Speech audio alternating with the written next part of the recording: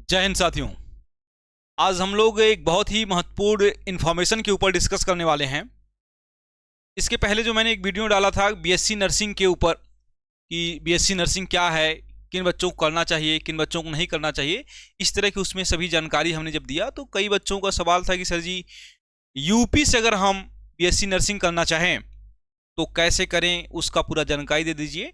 तो दरअसल आज की जो क्लास ये है, यूपी से अगर आप, उत्तर प्रदेश से अगर आपको बीएससी नर्सिंग करना है तो कौन कौन सी आपके अंदर योग्यता होनी चाहिए, क्या क्या चीज़ आपके पास होना चाहिए, कैसे आप बीएससी नर्सिंग उत्तर प्रदेश से करें, बेसिकली इसी के ऊपर आज की ये जो है ये वीडियो है। तो देख लीजिए, हर राज्य में, अधिकतम जो राज्य में, अलग अलग राज्य जो है अलग अलग नाम से अपना बीएससी नर्सिंग का एक अपना इंट्रेंस एग्जाम लेता है। और उस इंट्रेंस एग्जाम को जब आप क्वालिफाइड करते हैं तो आपका रैंक के आधार से आपको जो है यूनिवर्सिटी प्रोवाइड की जाती है। अगर आप टॉप लिस्ट में आते हैं तो आपके लिए गवर्नमेंट कॉलेज अवेलेबल हो जाएगा, अगर आप टॉप लिस्ट में नहीं आते हैं तो आपके लिए कोई प्राइवेट कॉलेज हो जाएगा। दोनों कॉलेज में ही पढ़ाई होती है, बस थोड़ा सा अंतर होता है नाम का, क्योंकि गवर्नमेंट कॉलेज में कुछ चीज़ें ज़्यादा अवेलेबल होती हैं तो वहाँ ज़्यादा अच्छे से पढ़ाई हो पाएगी, प्राइवेट कॉलेज प्राइवेट ही होते हैं। तो चले, तो यहाँ तक बात आपको समझ में आई। फीस को लेकर के काफ़ी अंतर आपको देखने के लिए मिल जाएगा। गवर्नमेंट कॉलेज में फीस बहुत कम होती है, कहीं कहीं तो होती ही नहीं। जैसे एम्स को ले लो, एम्स ने अलग से अब जो है बीएससी नर्सिंग करने वालों को अलग से पेमेंट दे रहा है कि भाई आप और अच्छे से पढ़ाई करिए। तो यहाँ मामला अलग हो चुका है। कहीं कहीं प्राइवेट कॉलेज में 1-1.5 लाख फीस लग रही है। तो प्राइवेट कॉलेज की चीज़ें अलग है और सरकारी कॉलेज की अलग है। तो शायद ये बात आपको समझ में आ गई है कि यूपी से अगर आप करना चाहते हैं बीएससी नर्सिंग तो कैसे करें। आपको भैया सी नेट करके एक एग्ज़ाम होता है, सी नेट, ठीक है, ये आप क्वालिफाइड करिए सी नेट, तब आप जाके बीएससी नर्सिंग क्या कर सकते हैं, कर सकते हैं। यहाँ तक बात समझ में आ गया। उत्तर प्रदेश से बीएससी नर्सिंग करने के लिए आपको सी नेट एग्ज़ाम देना पड़ेगा। यह एक एंट्रेंस एग्जाम का नाम है। तो आज हम लोग दरअसल विशेष तौर से ये डिस्कस करने वाले हैं कि सीनेट एग्जाम जब आपको देना है तो उसका सिलेबस क्या क्या होगा। ये तो समझ में आ गया कि भाई उत्तर प्रदेश से करना है तो हमको भाई सीनेटवा देना होगा। सिंपल सी बात समझ में आया ना। उत्तर प्रदेश से आपको करना है तो ये सीनेट देना होगा एग्जाम, और इस एग्जाम को जब देना होगा तो इस एग्जाम में आपसे क्या पूछेगा। अब मौसा मौसी का नाम तो पूछेगा नहीं, बात समझे, क्योंकि मौसा मौसी का नाम पूछता तो ससुरा हर आदमी नर्स होता। ठीक, चले तो आगे आ जाते हैं। देखिए ध्यान से, कौन एग्जाम दे सकता है, कौन एग्जाम दे सकता है। तो भाई हर आदमी दे सकता है जिसके पास कुछ योग्यताओं की मांग होगी। अभी बताऊंगा कि क्या क्या चाहिए। तो कौन एग्जाम दे सकता है आपका इस सीनेट का एग्जाम। तो चलिए देखते हैं। ये है आपका सीनेट, और सीनेट आपसे क्या मांगता है। देखिए पहली पॉइंट आपको याद रखनी होगी जो है एकदम काम की। ठीक, चलो, कह रहा 12th पास आउट होने चाहिए। मतलब कि यहाँ पे देखिए ये जो कह रहा है आपसे क्या कि भैया अगर कोई व्यक्ति जो है 12वीं पास हो चुका है, क्लास 12, अगर बायोलॉजी से, ये नहीं कि कॉमर्स वाला चल दे चलो नर्स बनते हैं, ठीक, वो जाके वहीं में अकाउंटिंग का कुछ काम करने लगेगा। बात समझ में आई नहीं। तो आप अगर बायोलॉजी से क्लास 12th पास हुए हैं, बायोलॉजी डिपार्टमेंट से अगर आप क्लास 12th पास हो चुके हैं तो आप एग्जाम दे सकते हैं। लेकिन उसमें बशर्ते एक कंडीशन है कि आपकी उम्र जो है 17 साल से लेकर के 35 साल के बीच में ही होनी चाहिए। अगर आप 12th पास हैं तो 17 साल तो हो ही गए होंगे।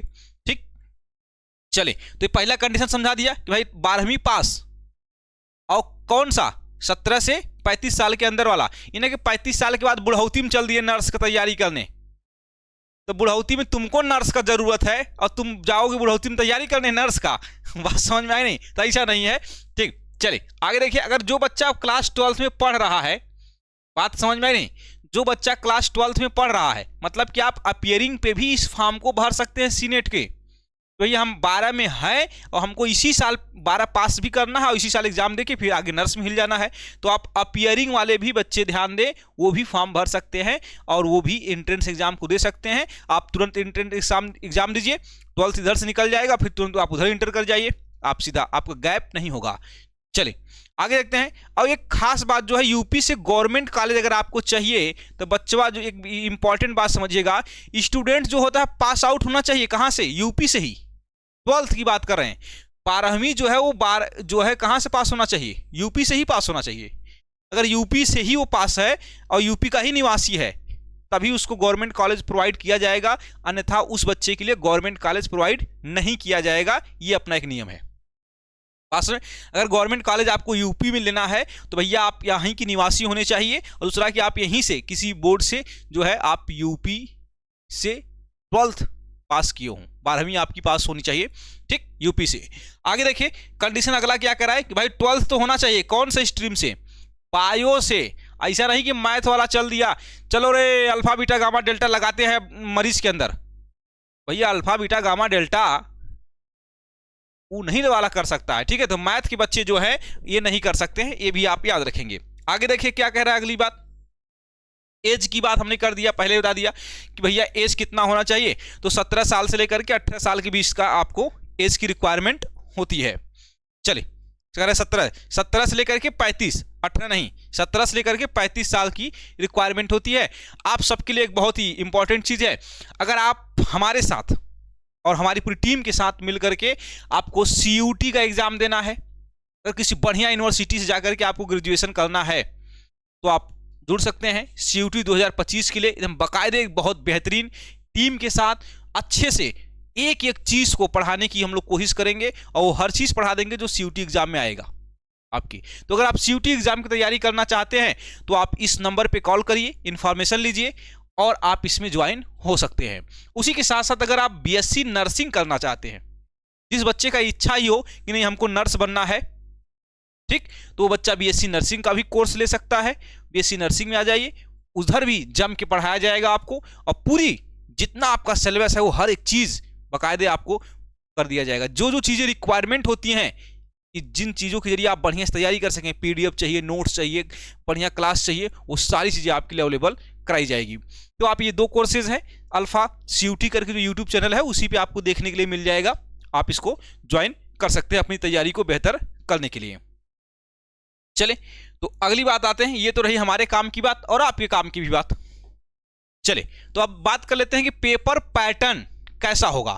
पेपर पैटर्न कैसा होगा, किसकी बात कर रहे हैं? ये उत्तर प्रदेश की बच्चों की बात कर रहे हैं। अगर आप उत्तर प्रदेश में जो है सीनेट का एग्जाम देना चाहते हैं, BSc नर्सिंग करना चाहते हैं, तो आपको जो एंट्रेंस एग्जाम होगा उस एंट्रेंस एग्जाम के लिए आपके पास इन चीज़ों का ज्ञान होना चाहिए। तो इसी फॉर्म में देखिए आपसे पूछेगा सवाल, जनरल साइंस पूछ लेगा जिसे आप सामान्य विज्ञान कहते हैं। सामान्य विज्ञान से सवाल पूछे जाएंगे आपसे, 30 सवाल पूछे जाएंगे और 30 नंबर के होते हैं, मतलब एक क्वेश्चन 1 नंबर का रहेगा आपका, ठीक। जनरल साइंस मतलब फिजिक्स, केमिस्ट्री और बायोलॉजी। अगर हम बात करें कि किस क्लास की आपसे पूछेगा, किस लेवल का पढ़ना है, ठीक है, किस लेवल का पढ़ना है, तो एक चीज मेरे प्यारे बच्चों याद रखना कि आपको जो तैयारी करना है कि जनरल साइंस कौन सी क्लास का पढ़ना है, तो याद रखना आपको पढ़ना है क्लास 9th और क्लास 10th की बात करनी है। किसकी? क्लास 9 और 10 की जो विज्ञान है NCERT, उसको एकदम घोर के चाट जाइएगा। बात सुने, तब तो आप जनरल साइंस का पूरा 100 में 100 कवर कर लेंगे। 100 में 100 मतलब 30 पूछेगा, 30 क्वेश्चन कहाँ से आएगा? वो जो है NCERT से आएगा। एक आख खिदर कभी काल हो गया, बात अलग है, बात समझ में, NCERT से आएगा। और जिस बच्चे को और एकदम जबरदस्त पकड़ बनानी है 101%, तो भैया वो क्लास 6 और 7 और 8 का भी NCERT पढ़ते रहे। क्लास 6 से लेकर के 10 तक का साइंस का NCERT अगर तुम्हारा क्लियर है, क्या बोल रहा हूं, क्लास 6 से लेकर के 10 तक का NCERT क्लियर, तुम्हें जनरल साइंस में कहीं कुछ पढ़ना ही नहीं है, कहीं कुछ नहीं पढ़ना है। बात समझे, ये हर एग्जामों में यह चीज आएगा।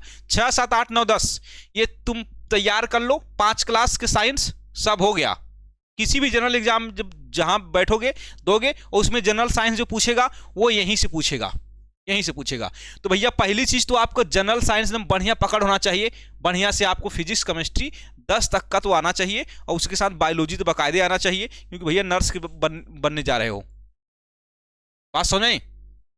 अगला सवाल देखो, बायोलॉजी केमिस्ट्री फिजिक्स, ये भी आपसे पूछेगा, 30 ही पूछेगा, 30 क्वेश्चन पूछेगा, 30 क्वेश्चन पूछेगा, 30 नंबर के ही होते हैं। अब इसके बारे में देखिए, एक चीज यहाँ पे आपको ऐड कर रहा हूँ, यहाँ पे आपको पढ़ना 11th और प्लस आपको पढ़ना है 12th, ठीक। इसमें आपको कुछ नहीं सोचना है भैया, ये सीधी सी एक बात ये है कि आपको क्या करना है, क्लास 11 और 12 की जो NCERT है क्लास 11-12 की एनसीईआरटी फिजिक्स, केमिस्ट्री, बायोलॉजी। अब बायोलॉजी आप विशेष ध्यान दीजिएगा, फिजिक्स केमिस्ट्री में कुछ सिद्धांत को और अच्छे डिटेल से समझने के लिए, ज़्यादा कंसेप्ट क्लियर के लिए साइड बुक की सहायता लेनी पड़ जाती है, वो अलग मामला है। लेकिन बायोलॉजिया का जो अधिकतम सवाल आएगा, बायोलॉजी के सवाल सिर्फ एनसीईआरटी से आएगा, ये एकदम क्लियर है, सिर्फ एनसीईआरटी से आएगा।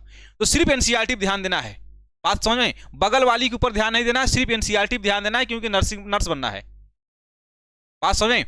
चलिए, तो ये आपको फिजिक्स केमिस्ट्री कहाँ से तैयार करना है आपको बता दिया। क्लास जो है 11-12 का इससे तैयार करिए। और एक चीज समझो, जब तुम क्लास 11-12 की फिजिक्स तैयार करोगे, केमिस्ट्री तैयार करोगे, उकरे सतमा तो हइयो 9-10 का भी क्लियर हो जाता है, बात समझे। ऐसा नहीं बुद्धि लगा के पढ़ना है, बुद्धि का मतलब कि बहुत सा बायोलॉजी में जैसे ऐसा टॉपिक है, जैसे क्लास 12 में हम पढ़ाएंगे, कैसे आपको बता रहे हैं, देखें ध्यान समझना। बायोलॉजी में क्लास 12 में मान लीजिए एड्स टॉपिक है, एड्स जो है क्लास 11 में भी है, एड्स जो है क्लास 12 में भी है, और एड्स क्लास 10 में भी है।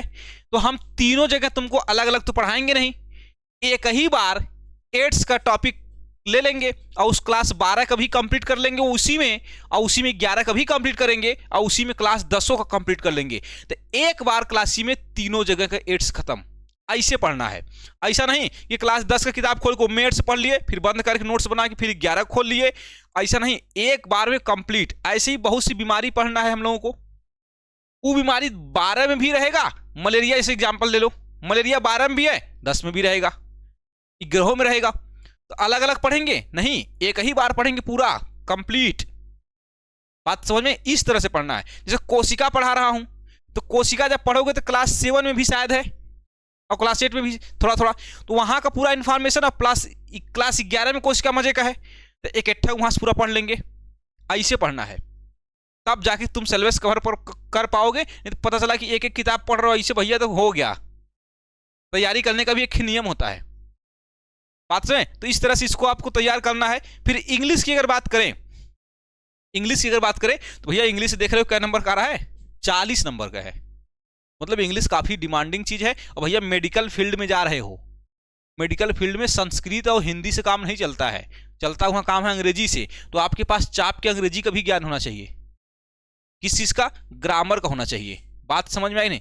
तो जो ग्रामर है, आपको ग्रामर अच्छे से अपना मजबूत करना है। और किस लेवल का मजबूत कर लीजिए, आप क्लास 11th और प्लस क्लास 12th का ग्रामर अच्छे से पढ़ लीजिए, ठीक है। क्लास 11th और क्लास 12th में पूरा ग्रामर नहीं पढ़ना, ये भी याद रखिए, पूरा ग्रामर नहीं पढ़ना है, कुछ चीजें उसमें का छोड़ना है। वो तो जब आपको ये टीचर पढ़ाएंगे इंग्लिश वाले, तो वो खुद बताएंगे कि क्लास कौन कौन सा चीज पढ़ना है, बात समझ में आई नहीं। तो आप जनरली मान चलिए क्लास 11-12 तक आपको ग्रामर आता है, तो आप पूरा क्वेश्चन अटेंड कर लेंगे, पूरा जनरली। कुछ टॉपिक ऐसे भी है क्लास 11 और 12 में जो यहाँ पे नहीं पूछे जाएंगे, तो उसको टीचर खुद हटा देता है। तो बात समझ में आ गया, इस तरह का आपको पढ़ाई करना है। अब देखिए नर्सिंग एप्टीट्यूड के बारे में सवाल आता है। नर्सिंग एप्टीट्यूड भी आपसे पूछेगा, 40 क्वेश्चन पूछेगा, 40 नंबर पूछेगा। और इसमें कम से कम पॉसिबिलिटी है कि 10 से सवालिया बायोलॉजी पूछ लेगा, 10 सवाल कम से कम का पूछ लेगा, बायोलॉजी पूछ लेगा। नर्सिंग एप्टीट्यूड में 10 सवाल बायोलॉजी के पूछे जा सकते हैं। तो ये सवाल कहां से पूछेगा, जनरल साइंस से पूछ लेगा, जनरल साइंस से पूछ लेगा, या कहीं से पूछ ले, बायोलॉजी से पूछेगा ना। तो इस तरह से आपको ये पूरा आपका सिलेबस है, क्या पढ़ना है, किस क्लास का पढ़ना है, इस तरह से आप चीजों को तैयार कर सकते हैं। यहां सबसे एक इंपॉर्टेंट चीज अगर देखिए तो एनसीईआरटी अपने आप में सब कुछ हो रही है, बात समझ में। एनसीईआरटी भैया, एनसीईआरटी को घोर के चाट जाइए, बात समझे। एनसीईआरटी को एकदम चाट जाइए, बार बार रिपीट करिए, एनसीईआरटी को लाइन बाय लाइन पढ़िए, एक एक शब्द को समझिए, तब जाकर के आपका काम बनने वाला है, अन्यथा ही काम नहीं बनने वाला है। चलिए, तो सहानुभूति की बातें बिल्कुल नहीं, एनसीईआरटी डिफिकल्ट है, मेहनत से पढ़िए, समझ में आ जाएगा। आगे देखिए, आपसे टोटल क्वेश्चन कितने पूछे जाएंगे, 200 क्वेश्चन पूछेगा, और 200 मार्क्स का होगा, वो 200 नंबर का होगा।